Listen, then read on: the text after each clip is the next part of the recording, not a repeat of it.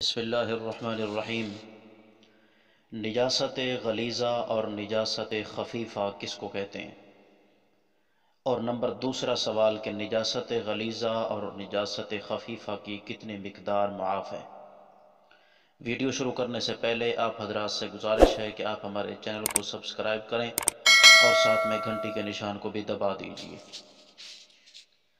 نجاست کی دو قسمیں ہیں، نمبر ایک حقیقی، نمبر دو حکمی۔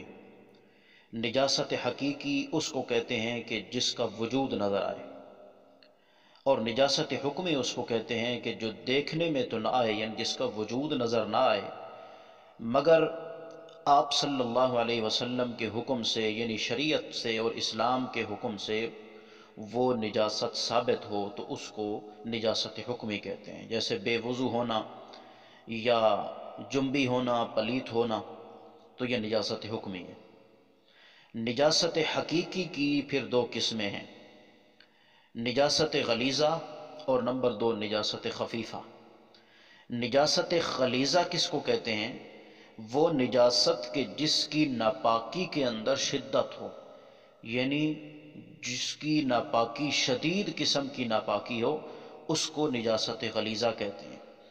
اور نجاست خفیفہ اس کو کہتے ہیں کہ جس کی ناپاکی میں یعنی پلید ہونے میں وہ ہلکی ہو، اس کو نجاست خفیفہ کہتے ہیں۔ اب نجاست غلیظہ کون کون سی ہیں؟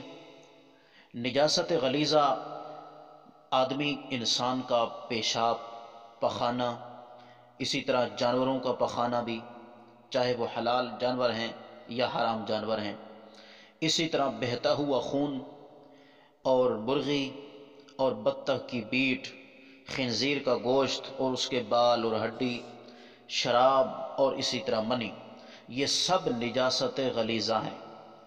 اور اسی طرح چھوٹے دودھ پینے والے بچے یا بچی کا پیشاب اور پخانہ بھی نجاست غلیظہ ہے۔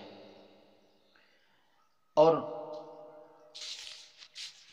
گھوڑے کا پیشاب، پخانہ اور اسی طرح حرام پرندوں کی بیٹ، یہ نجاست خفیفہ ہے۔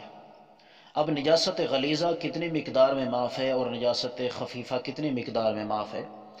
اگر نجاست غلیظہ گاڑھے جسم والی ہے، یعنی اس کا جسم ہے مگر وہ اس کا جسم گاڑھا ہے، جیسے مثلا انسان کا پخانہ ہے، مرغی کی پیٹھ ہے، تو یہ 3.5 ماشا اگر اس نجاست کا اندازہ بنتا ہے کہ یہ 3.5 ماشے کا وزن ہوگا اس کا، تو 3.5 ماشے تک معاف ہے۔